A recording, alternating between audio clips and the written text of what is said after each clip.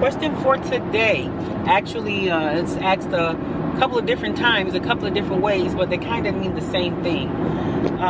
It says, how can I avoid the same hazardous type of person? And then there was another one sent in that said, how do you break away? A hazardous person. A hazardous person. Okay. The other one is, how do you break away from who's not good for you? Hazardous meaning... Yeah, same question. Yeah, same thing, but hazardous meaning not good for you. Hazard doesn't necessarily mean that they don't like you or don't care for you. They're just no good for you. You know what I'm saying? It could mean maybe the type of things that they do and they can involve you in. It could also mean that... Well, it's dependent on a lot of variables. Like, how do you break away from a hazardous person? What, are you married to them? Are you in a relationship with them? How deep in it are you with this person that's hazardous to you? I mean, I can say if you're just starting off... Oh, jeez. Anyway, if you're just starting off, it should be fairly easy or easier versus if you're in a relationship long term with somebody for like 10 years or 20 years or, you know, what have you. So it depends on you know, the length of the relationship. It's pretty simple for me. I don't really have I was gonna say for men sometimes it's a little different. For women, you know, it can be a little more different because our emotions are so majorly involved in relationships. Like you said, if it's the sooner the better. Yeah, but sometimes we fall hard. We fall hard quick. Right. So a lot of times we have those things that's called red flags anyway, but we just choose to ignore them. So for a guy, it sometimes is easier. I'm not saying for all guys, but for women it is much harder. But what I want to say to you is, how do you break away from a hazardous person? How do I avoid being with the same type of person who is no good for me? That means you just got to do something different, or you just have to know. So here's the funny thing. Most times we are attracted to the same type of person. And I don't necessarily mean the look. I mean, they're just the same type of person. For some reason, it's just this vibe or this spark that's given off. And then sometimes it's, you know, a lot of girls, you know, they like a guy that's thug.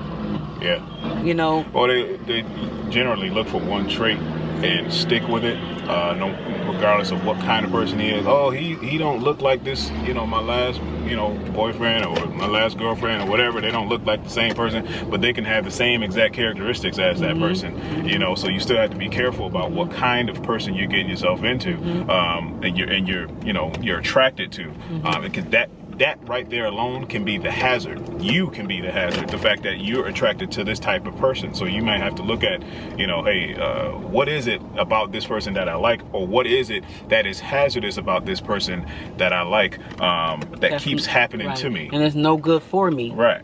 So sometimes you are attracted to this type of person, and sometimes once you're in a relationship and it's just no good for you. And no good for you can mean domestic issues, emotional abuse, physical abuse, verbal abuse, or just them doing all different types of things, but they still have to come home to you, but you know that what they're doing is no good, so you never know what's going to happen. You have to always look over your shoulder. Right.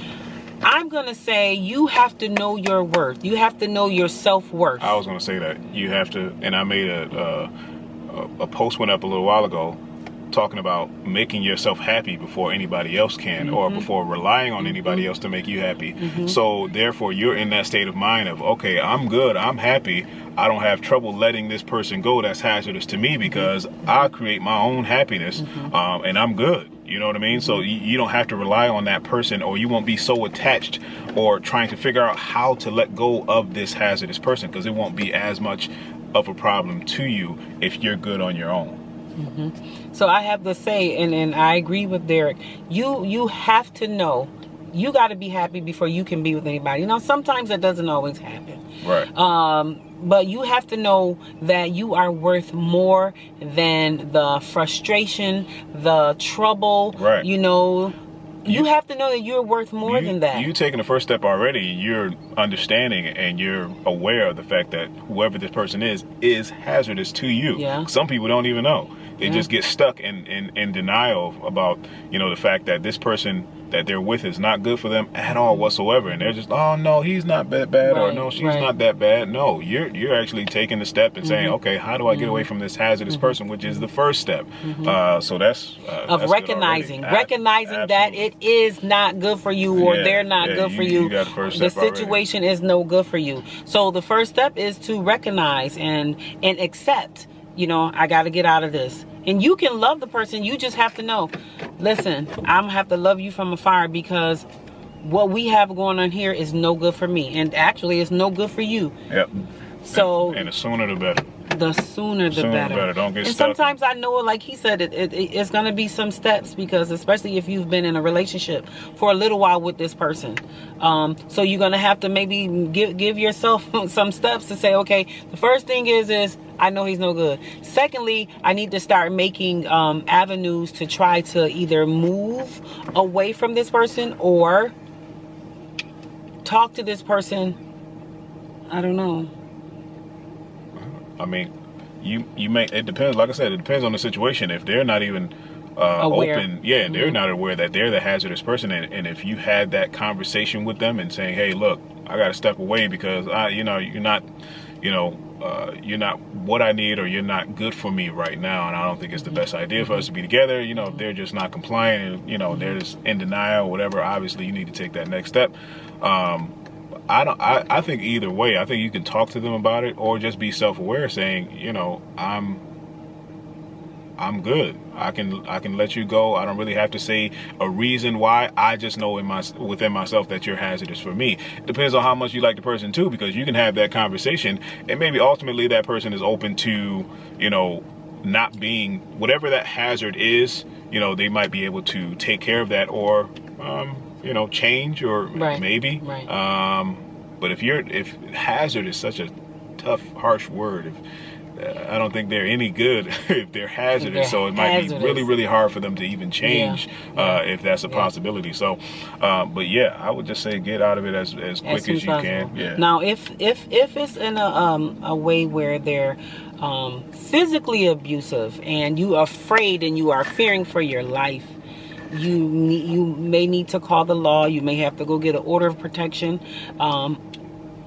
Speak to maybe a pastor, or speak to someone that may be able to help, to get you where you need to go. Don't be afraid to talk if you're being physically abused. But verbal abuse is no better, but it depends on the situation. So nobody wants to stay in a hazardous relationship. I know they have songs that say, I'd rather be with, in a relationship, but so I can have a man or, a woman. But 9 times out of 10, most men don't normally stay in relationships like that. But I know ladies do. For the sake of having a companion or being with someone, you don't deserve that. Yeah. Nobody deserves that. A man don't deserve it if you're being abused, or if you're in a hazardous relationship, and nor does a woman. You don't deserve that. Right. So basically, what is it? Know your worth. Create your own happiness. Yep. Don't be afraid to say what you need to say. The fact that the person is hazardous to you, have that conversation if you feel you need to. If you're just saying, okay, that's the end of the line, I just need to let you go. If you're past that, hey, go ahead, right on, move along. Those first two things will help you move on a little bit quicker away from this hazardous relationship, and also identifying what you are attracted to.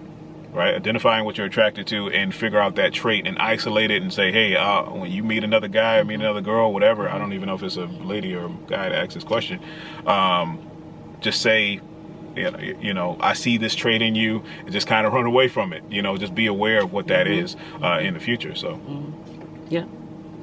I think that boils it down, right? Yeah, it does boil it down, because I actually was there before, prior to talking to Derek. I was dating a guy, and I saw some things in him that I had already dealt with, and I just was like, no, I don't think this is for me. Yeah. So I just had to just move on. Yeah. It was difficult because I thought the guy was fine and he looked good and career, you know, everything. He had it going on.